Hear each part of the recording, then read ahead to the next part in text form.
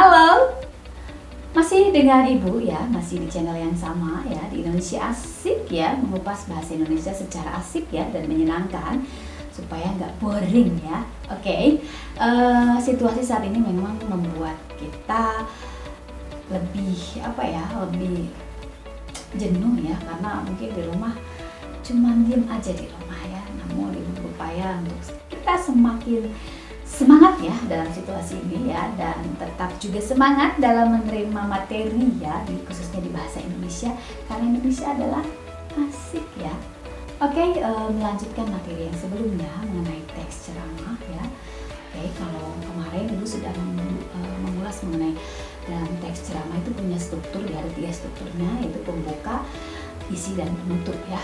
Nah, pembukanya tadi sudah dijelaskan sama Ibu mengenai isu atau masalah ya, lebih ke perkenalannya seperti itu. Sedangkan isinya ini mengenai apa saja yang ada di dalam ceramah itu, dalam teks ceramah itu ya. Ini juga biasanya berupa hal-hal yang menyangkut fakta dan data ya. Oke, sedangkan di bagian yang ketiganya itu bagian penutup atau penegasan kembali ya. Ini biasanya merupakan bagian-bagian dari mengulas materi yang mengulas ceramah-ceramah yang tadi ya, yang dari bagian isi tadi ya. Nah, ini bertujuan untuk memastikan ceramah tidak memberikan pemahaman yang keliru ya. Jadi mengingatkan, selain mengingatkan juga seperti memberikan informasi ulang ya, supaya si pendengar ceramah itu tidak salah kaprah ya, tidak salah paham ya dengan ceramah-ceramahnya. Jadi kayak menegaskan lah seperti itu ya. Dan di dalam poin di struktur penutup ini ya, ini juga berfungsi ya agar ceramah ini terkenang ya, jadi lebih mengena ya di hati si pendengarnya ya. Ini supaya si pendengar itu bisa terpengaruh ya untuk melakukan sesuatu seperti yang diharapkan si penceramah itu ya. Jadi biasanya bagian ini biasanya berisi rekomendasi atau saran mengenai topik yang disampaikan ya. Jadi kayak saran-saran ya seperti itu. Oke ya, kalau tadi kita sudah menjelaskan mengenai struktur ya, struktur dari teks ceramah ya.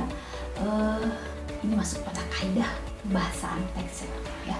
Biasanya di kaidah kebahasaan teks ceramah yang cukup panjang ya, karena memuat beberapa hal yang berhubungan dengan kebahasaan ya, struktur kebahasaan dalam sebuah teks ya. Namun di teks ceramah ini sama seperti teks eksplanasi ataupun teks prosedur ya, ada beberapa bagian yang hampir sama, jadi nggak usah dijelaskan secara detail ya, hanya ulasannya saja secara singkat ya. Oke, langsung saja ya supaya nggak makin membosankan. Kaidah kebahasaan teks ceramah ini ya, dengan kepala pusing juga ya, ada beberapa ya. Ini salah satunya adalah berisi kalimat sebab akibat atau argumentasi ya. Lalu ada kata teknis atau peristilahan ya. Lalu yang ketiga ada kata kerja mental ya.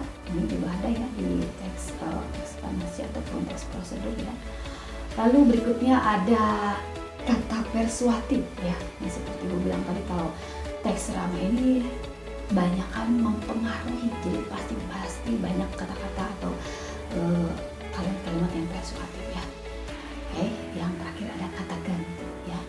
Kata ganti atau pronomen ya, seperti itu. Oke, kalau itu kata ganti sudah ada lah ya di materi yang sebelumnya, jadi kamu tinggal mengingat saja ya, tinggal diulas lagi. Oke, mungkin kalian juga sudah pusing dan mengantuk ya. Oke, kita langsung saja pada sesi materi ya. Oke, boleh sambil joget-joget ya supaya nggak boring ya. Oke, yang pertama ya, dalam kaidah kebahasaan teks ceramah ini biasanya menggunakan kata-kata yang menunjukkan hubungan sebab akibat atau argumentasi ya, yang bilang tadi yang pertama. Ini contohnya adalah dengan demikian akibatnya, oleh karena itu ya, maka sebab, karena. Nah, tugas kalian adalah coba kalian buat kalimat dari kata itu, ya. Misalnya dengan demikian, ya, akibatnya. Nah, seperti itu ya, buat kalimatnya, ya. Misalnya, mari kita semakin meningkatkan budaya membaca, ya. Karena budaya membaca itu membuat kita semakin mengenal banyak hal, ya.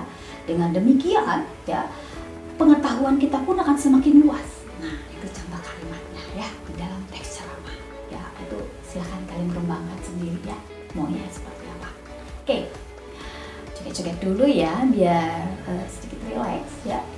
Oke, berikutnya yang kedua, ya, bisa digoyang-goyang kakinya dulu ya, biar nggak kram, ya. Oke, yang kedua, banyak menggunakan kata teknis atau peristilahan yang sesuai dengan topik yang dibahas, ya. Misalnya, jika topik yang dibahas adalah kebahasaan atau sastra, maka istilah yang muncul ya pastinya yang berhubungan dengan sastra, ya. Contohnya prosa, puisi, etika berbahasa, ya, sarkasme, majas, dan kesantunan berbahasa, ya. Jadi kalau misalnya si penceramahnya sedang menceramahkan tentang metode pembacaan puisi, maka dia akan menjelaskan ya apa saja yang diperlukan ya di dalam pembacaan puisi itu, ya. Nah, seperti itu. Oke.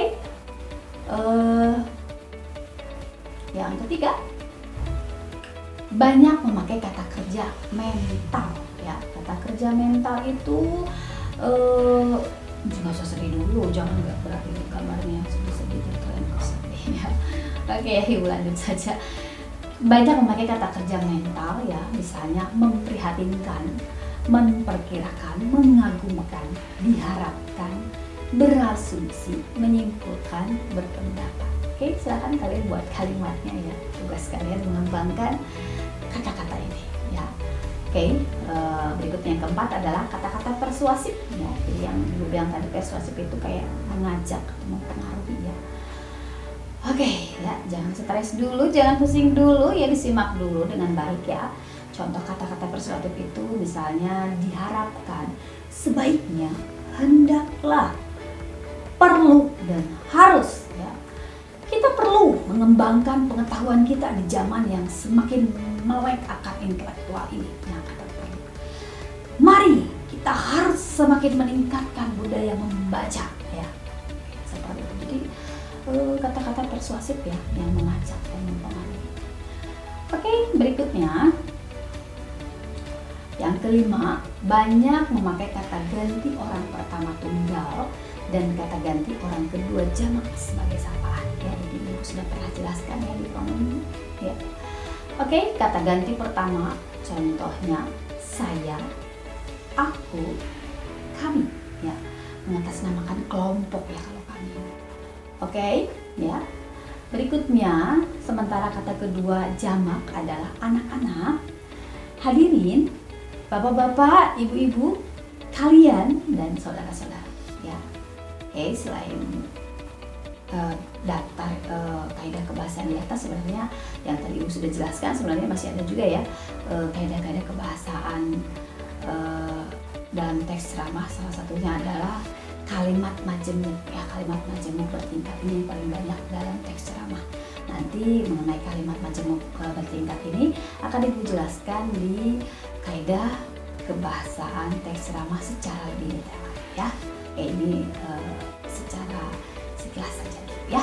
Oke, yuk joget-joget dulu, ya, semangat dulu biar nggak loyo, nggak capek, nggak boring, ya. Oke deh, ya, lanjut lagi. Langkah-langkah menulis teks ceramah, ya. Jadi teks ceramah juga nggak asal dibikin begitu saja, ya. Ada langkah-langkah yang harus diperhatikan, ya. Langkahnya apa saja? Poin, ya. Langkahnya yang pertama adalah menentukan topik, ya.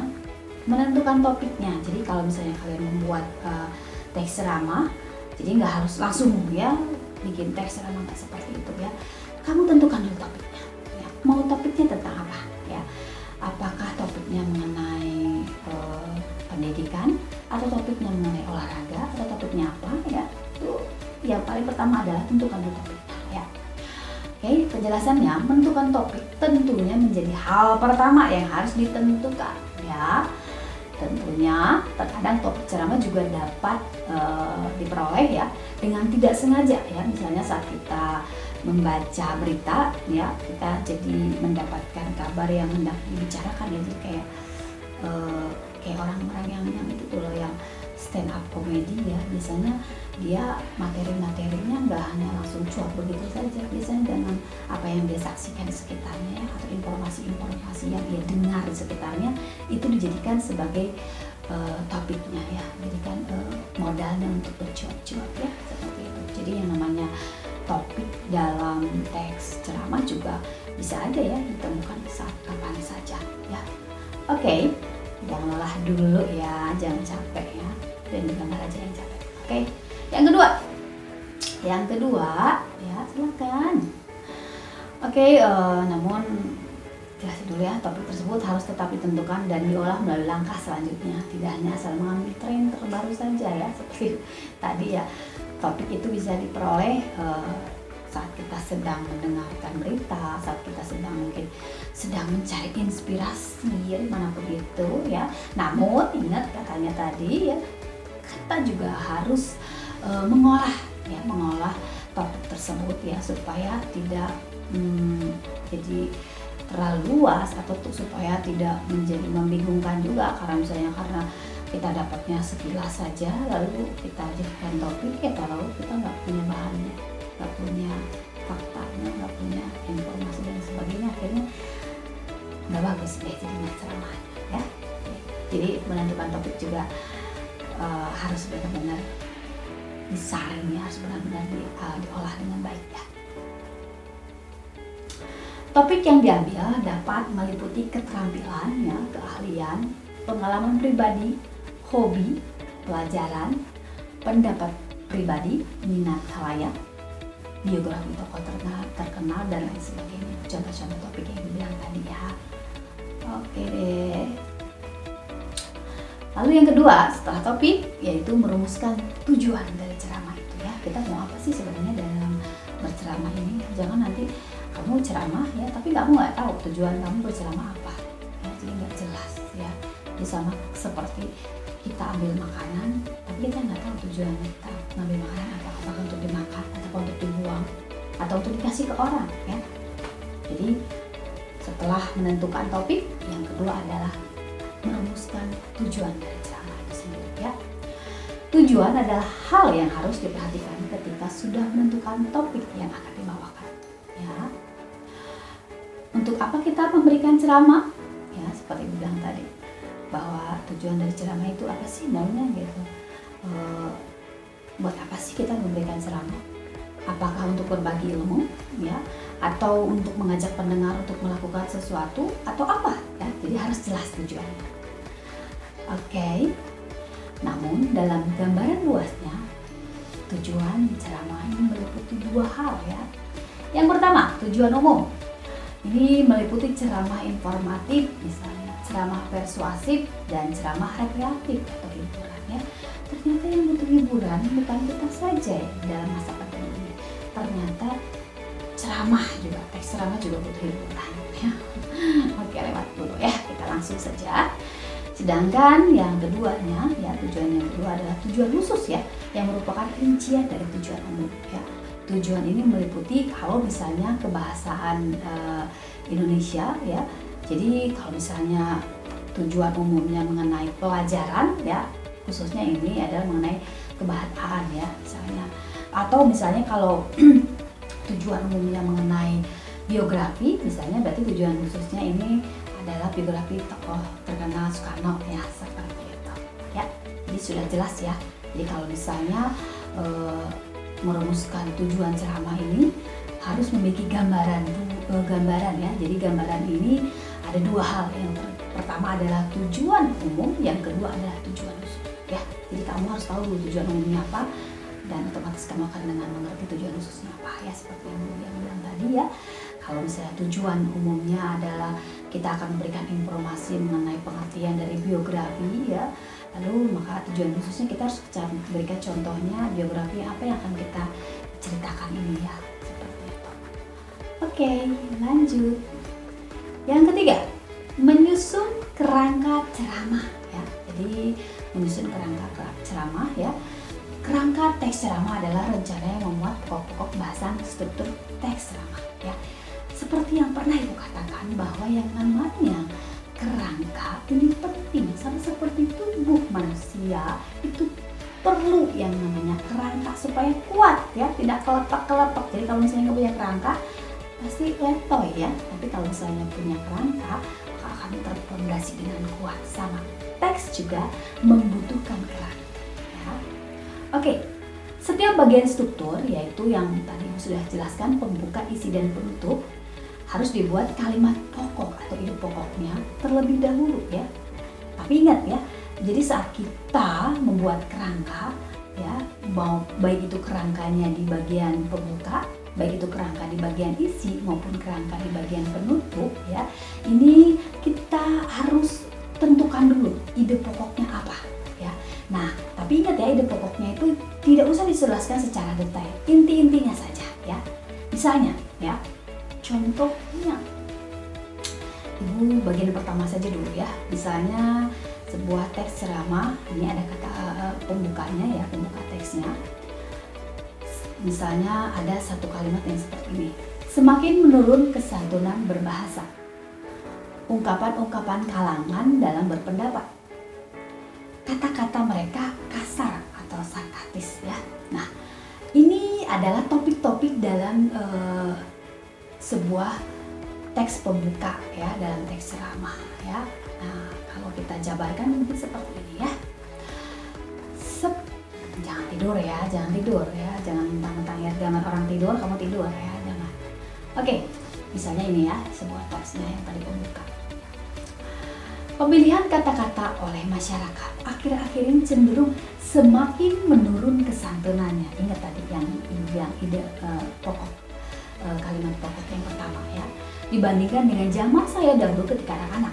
Hal tersebut tampak pada ungkapan-ungkapan banyak kalangan dalam menyatakan pendapat. Ini yang tadi ide pokok yang kalimat yang kedua tadi ya. Dan perasaan-perasaannya ya, seperti ketika berdemonstrasi ataupun sedang rapat-rapat umum ya. Kata-kata mereka kasar atau sarkastis, menyerang, dan tentu saja hal itu sangat mengores hati ya. Nah, ingat ya, tadi Ibu sudah jelaskan tadi ya, coba kita ulang lagi ya bagian yang tadi ya. Nih, contoh pembukanya. Ini pokok-pokoknya ya, poin-poinnya ya, atau ide pokoknya yang tadi semakin menurun kesantunan berbahasa, ungkapan-ungkapan kalangan dalam berpendapat, kata-kata mereka kasar dan sarkastis. Nah, ini ide-idenya ya, pokok-pokoknya saja. Nah, nanti kalian ini, jadi kalau kerangka itu hanya pokok-pokoknya saja. Nah, nanti kalian dibentuk menjadi sebuah teks yang utuh. Nah, seperti ini contoh teks utuhnya ya. Oke, happy dong kalau udah ngerti ya. Bisa joget-joget, nari-nari, muter-muter, balet, dan lain sebagainya. Karena udah paham. Kalau tadi dijelaskan, kalau yang namanya kerangka itu hanya berupa gambaran poin-poin pentingnya saja atau ide pokoknya saja. Nah, nanti berikutnya saat kalian menyusun kerangka, menyusun kerangka, saat kalian menyusun teks ya, nah kalian tinggal tambahkan lagi lah si poin-poin itu dengan beberapa kata atau beberapa kalimat menjadi kalimat yang menjadi paragraf yang utuh ya, seperti ini contoh ya. Oke. Yang berikutnya ya, pembuatan kerangka teks ceramah yang baik ini harus memperhatikan ketiga struktur yang harus dibuat, baik pembuka, isi, dan penutup ya. Maksud ceramah harus diungkapkan dengan jelas. Pastikan setiap bagian kerangka memiliki satu gagasan pokok ya. Ibu bilang tadi minimal ada satu gagasan pokok dalam setiap dalam setiap bagian-bagiannya. Misalnya kayak pembuka, isi, penutupnya itu minimal ada satu lah ide pokoknya ya, supaya bisa ditambahkan, dikembangkan ya menjadi beberapa kalimat dari satu ide pokok ya, dari satu gagasan pokok bisa dikembangkan menjadi banyak ya, bisa jadi paragraf yang utuh. Oke, bagian setiap kerangka harus tersusun secara logis. Menyusun ceramah berdasarkan kerangka ya. Jadi Jadi kalau kalian buat teks ceramah seperti Ibu bilang tadi, yang poin yang harus diperhatikan di awal itu adalah kerangkanya dulu. Dan kerangka itu berupa poin-poinnya, lalu selanjutnya nanti kalian boleh kembangkan menjadi sebuah paragraf yang utuh. Oke ya, kayaknya istirahat dulu ya, supaya tidak terlalu banyak ya pokok pembahasan. Kita sudahkan saja dulu materi kita hari ini ya. Kita akan ketemu lagi di sesi berikutnya ya, di sesi mengenai pengembangan dari teks ceramah ini ya. Oke, dadah dulu, bye-bye. Sampai jumpa lagi di sesi berikutnya.